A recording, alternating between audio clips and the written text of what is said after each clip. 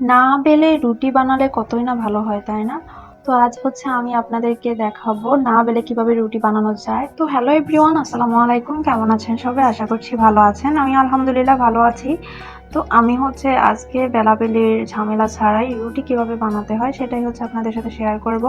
আমি এখানে একটি বাটিতে প্রথমেই নিয়ে নিয়েছি ১ কাপ ময়দা বা আটা, যেটাই নিন আপনারা।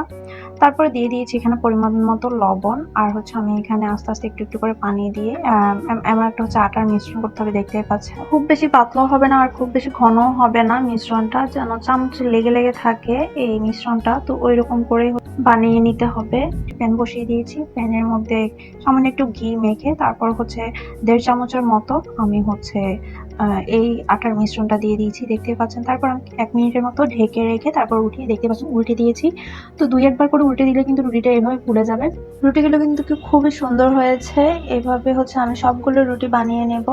দেখতে পাচ্ছেন ফুলকো ফুলকো রুটি, এভাবে কোনো বেলাবেলির ঝামেলা ছাড়াই খুব সহজে এত সুন্দর করে রুটি বানানো যায়। তো এই গরমে আমরা যদি পাকঘরে সকালবেলায় গিয়ে বেলাবেলি না করে যদি এভাবে সহজে রুটি বানানো হয় তাহলে কত না ভালো হয় বলেন। তো খুবই মজাও কিন্তু খেতে এই রুটিগুলো। এই রুটিগুলো হচ্ছে একটা ডিম পোস্ট দিয়ে খেতে খুব মজা, চা দিয়ে খেতেও খুব মজা, যেকোনো মাংস দিয়ে খেতেও খুবই মজা হয়, বা সবজি ডাল যেকোনো কিছু দিয়ে খেতে খুব ভালো লাগে। তো আমি হচ্ছে এখানে নিয়ে নিয়েছি গরুর মাংস, আর হচ্ছে একটা ডিম পোস্ট আর কফি। তো এগুলো দিয়ে হচ্ছে আমি আজকে রুটিগুলো খাবো। খুবই মজার ছিল এই রুটিগুলো, আলহামদুলিল্লাহ খুবই মজা করে খেয়েছি।